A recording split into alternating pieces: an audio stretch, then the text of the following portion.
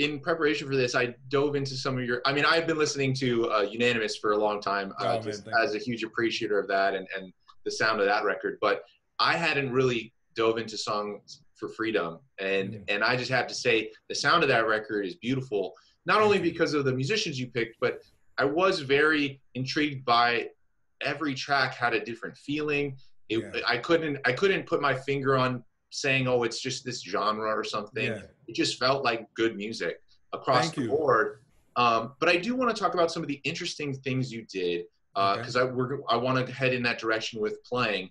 Can you talk about the tracks where you were playing to spoken word on that record and why you chose to do that?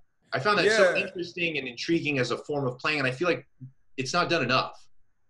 Yeah, well, for me, it was my research, right? Like, so when I started doing Songs of Freedom, which I don't know if you know much about it, but, you know, it started as a concert. Jason O'Lane asked me to be part of a Jazz and Lincoln Center series where they were doing a tribute to like 100 years of song. So they gave me the 1960s through, at that time, I think it was like 2000, maybe 15 or something. Anyway, I was like, man, that's a lot of music. And I wasn't even alive for half of this shit. So I was like, let me pick an era that I'm heavily influenced by. So I chose the 60s. Then I always had this thing where I wanted to do something with Nina. I'd always had this thing I wanted to do something with Abby.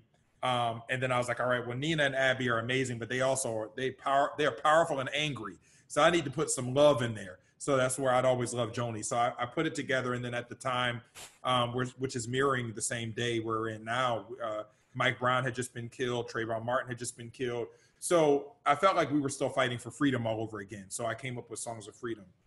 In terms of the choices of those tracks, when I did my research, I would listen to hours and hours and hours of Nina's voice, hours and hours of Abby's voice. So because I didn't want it to be like, all right, I'm going to do top 40 of Nina Simone and Abby.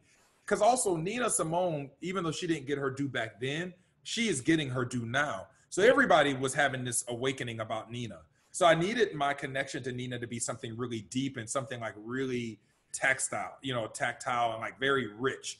So man, I listened to them for hours. And so what happened with those tracks are just interviews that I listened to over and over again. And I pulled out the lines that mattered the most to me.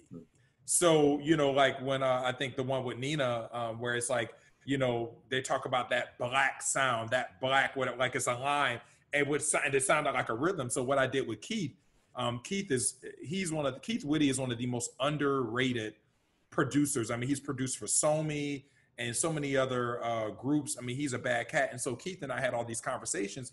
He's like, why don't we just roll the interview while you're in the studio? Let's put it through your cans and just respond to it. And it was his desire as well. He wanted me to have my drumming voice on the record. He's like, you know, you're doing a lot of backing up, you know, singers on this record. So we need to put some of your energy in there. So that's what we did, man. We picked my favorite interviews from Joni and Abby and Nina, and I like really chopped it up, and we just rolled tape, and I just responded to it, you know, percussively. So that's what happened. Well, it was beautiful, man. And I'm going to keep checking the record out because there's a lot of depth to it. Like, you know, after multiple listens, really hearing what you're trying to go for. Thank you.